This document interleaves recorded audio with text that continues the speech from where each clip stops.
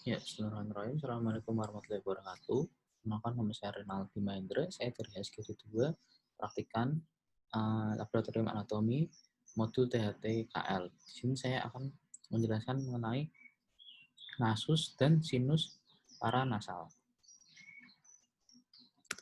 Pertama kita menjelaskan tentang nasus terlebih dahulu. Ini ada yang namanya nasus externus. Nasus externus ini sendiri itu dia di bagian ini tuh ada namanya radix. Benar radixnya itu di atasnya itu ada os frontal dan di bawahnya itu ada dorsum nasi. Setelah itu di ujungnya ini ada apex nasi. Nah, dari nasus externus sendiri ini, dia itu dibentuk oleh beberapa kartilago, di mana kartilago itu ada yang sepasang maupun ada kartilago yang tunggal. Nah, kartilago yang sepasang ini, dia itu ada pertama, ini jelas ya. Ini ada kartilago nasi lateral, dia kanan kiri sepasang nih, kanan kiri. Lalu ini ada kartilago alaris mayor. Nah, itu kanan kiri besar. Lalu setelah itu ada kartilago alaris minor. Dia ini kecil di sini. Kartilago alaris minor di belakang alaris mayor. Itu sepasang juga. Lalu ada yang tunggal yaitu kartilago septinasi. Dia berada di tengah-tengah, yaitu membatasi antara rongga hidung kanan dan rongga hidung kiri. Tengah-tengahnya dia yang membatasi. Selanjutnya ada lubang penghubung. Lubang penghubung ini ada apertura piriformis di sebelah superior dibatasi oleh nasal, os nasal, lalu di sebelah lateral dia dibatasi oleh os maxilla.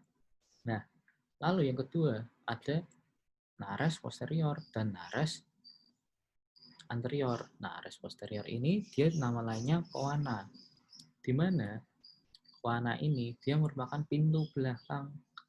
Dia dibatasi bagian medial oleh os vomer dalam medialnya ini, lalu di bagian inferiornya ini ada lamina horizontal os palatina, lalu setelah itu di bagian lateralnya ada lamina pterygoidea, di bagian superiornya ada corpus os sphenoid. Lalu di bagian depan ini ada nares anterior, di mana nares anterior ini dia yang menghubungkan kavitas nasi dengan dunia luar. Dia yang menghubungkan ini. Nah, terus kavitas nasi ini dia itu dibentuk di bagian lantainya sendiri. Nah, di bagian lantainya sendiri dia itu dibentuk sama kartilago septinasi ini. Lalu setelah itu ada lamina perpendicularis os ethmoid, lalu ada os vomer. Setelah itu di dinding lateralnya sendiri dia itu nah ini dinding lateralnya sendiri dia itu ada beberapa konka-konka, di mana ada 4 konka ya, konka suprema, konka superior, ini konka nasal superior, konka nasal media, konka nasalis inferior. Nah, konka nasalis suprema ini tidak dimiliki oleh semua orang, jadi hanya orang-orang tertentu saja yang memiliki konka nasalis suprema. Nah, konka-konka ini nanti dia itu akan membagi dari pars-pars pada hidung, ada kavitas nasi, ada 2 pars, yaitu pars respiratory dan pars olfactory.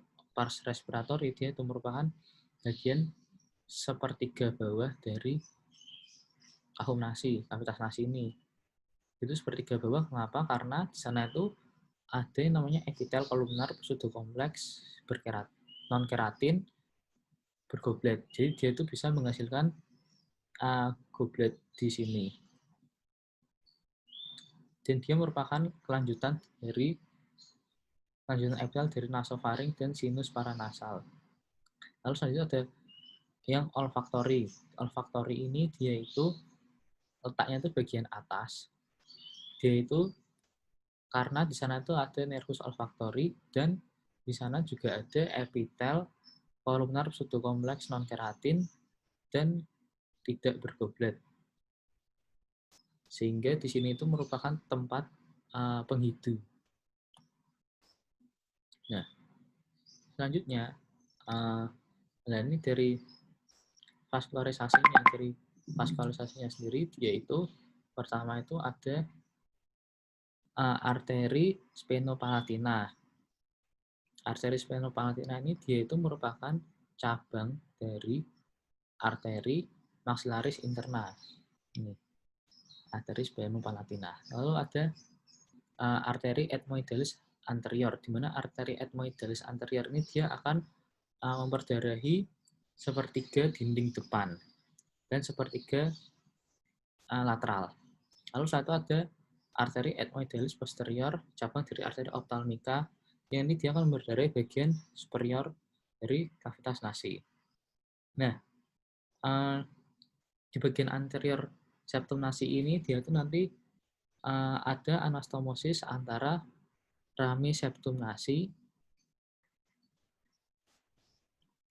dan beberapa dari arteri-arteri yang nanti akan disebut dengan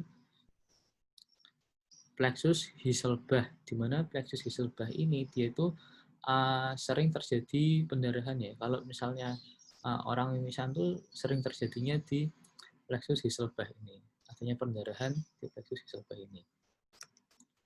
Kita lanjut ke perdarahan venanya. Vena-vena ini pada kavitas nasi ini, dia darahnya itu dialirkan dari vena ethmoidalis anterior dan posterior. Ini arteri ethmoidalis anterior dan posterior itu ke sinus cavernosus basis cranii melalui vena sphenopalatina ke plexus pericardius di fossa infratemporalis. Nah, selanjutnya kita akan berlanjut ke sinus paranasal. Sinus paranasal ini merupakan rongga-rongga yang berada di tulang. Itu tuh ada 4 ya, ada sinus frontalis, ini ya, ini aja. Sinus frontalis, lalu ada sinus ethmoidalis, sinus maxillaris, sama sinus sphenoid. Nah, pertama kita menjelaskan dari sinus maxillaris. Nih, sinus maxillaris ini dia letaknya tuh di dalam corpus maxilla. Dia itu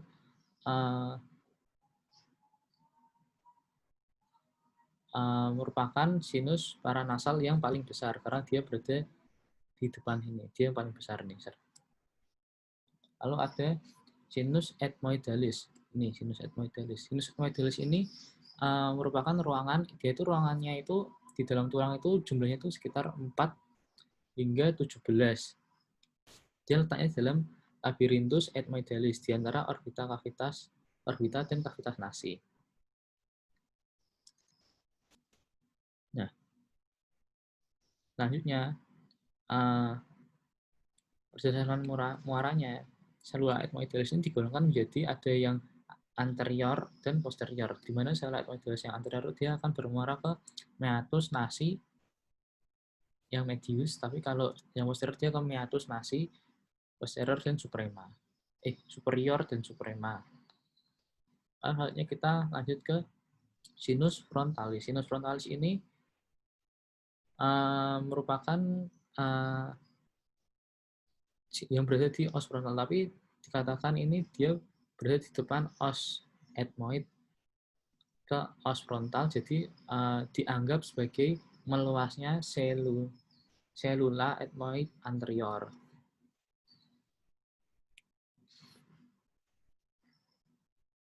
Nah, lalu ada sinus yang bagian dalam ini sphenoidalis, di mana sinus sphenoidalis ini di dalam corpus sphenoid.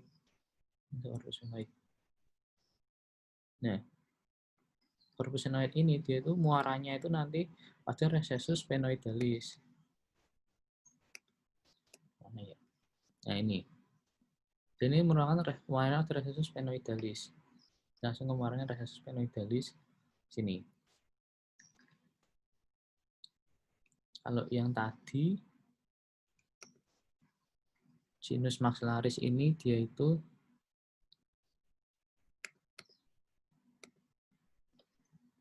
ya ini sinus ethmoidalis. Sinus ethmoidalis ini tadi itu ada yang ini yang bagian anteriornya, ini yang bagian anterior, lalu yang ini itu bagian